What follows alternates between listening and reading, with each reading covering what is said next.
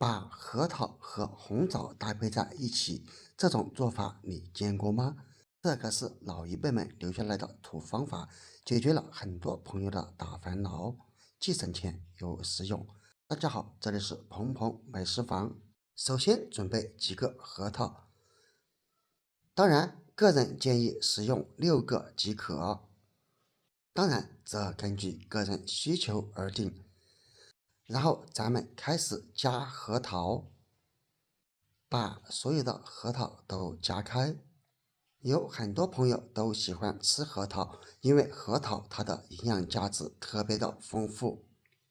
但我相信也有许多的朋友并不知晓，其实核桃也具有一定的药用价值。因为今天我们并不是食用核桃仁。首先我们先把核桃给它掰开。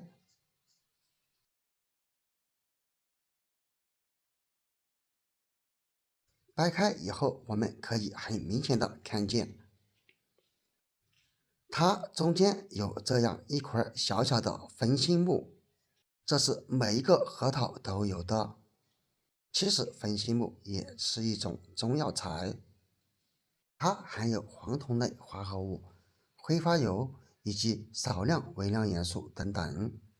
直到将所有的核桃分心木都取出来，然后加入水开始清洗。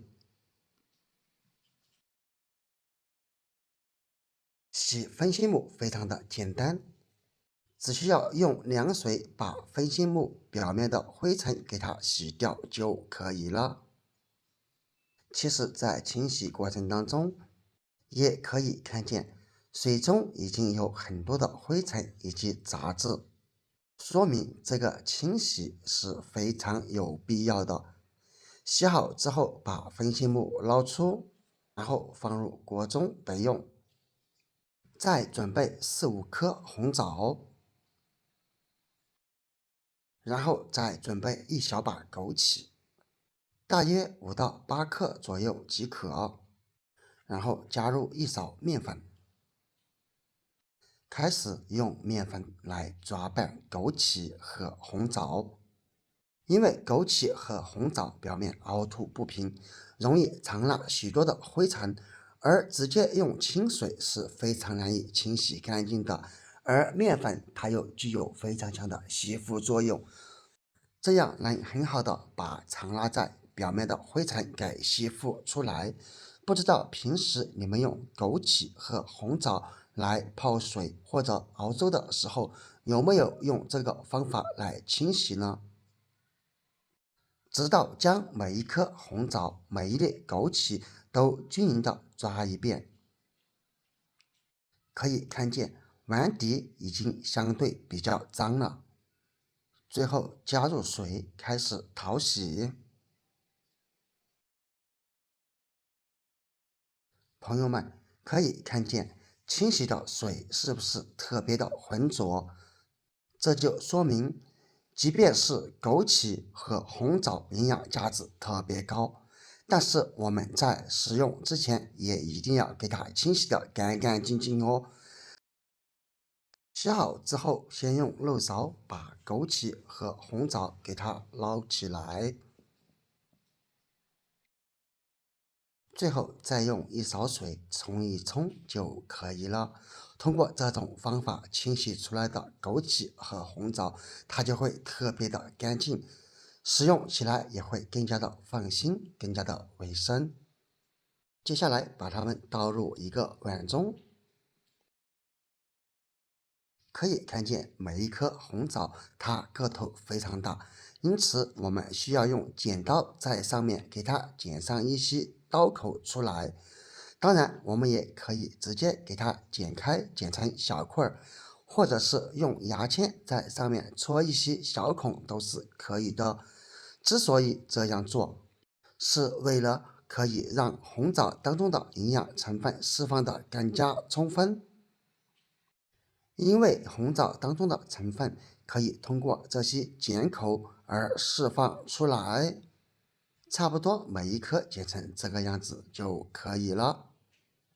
然后把红枣和枸杞全部倒入锅中，接下来往锅中加入1碗水，大概控制在500到600毫升左右即可。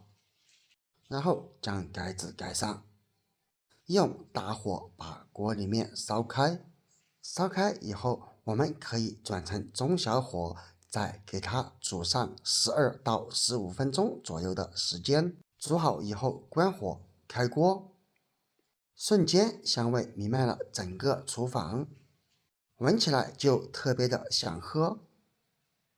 而且可以看见锅里面的汤汁颜色也变得非常的浓郁，说明这些食材当中的成分已经煮至锅中。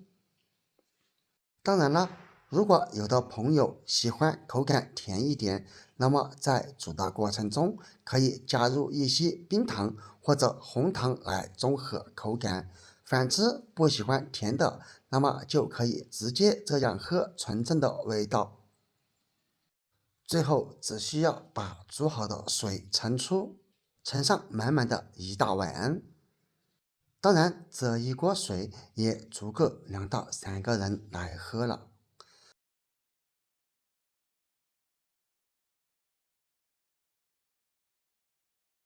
当然，我们喝的时候一定要趁热，因为趁热喝它口感会更好，喝起来有核桃的香味儿，还有一股甜味儿。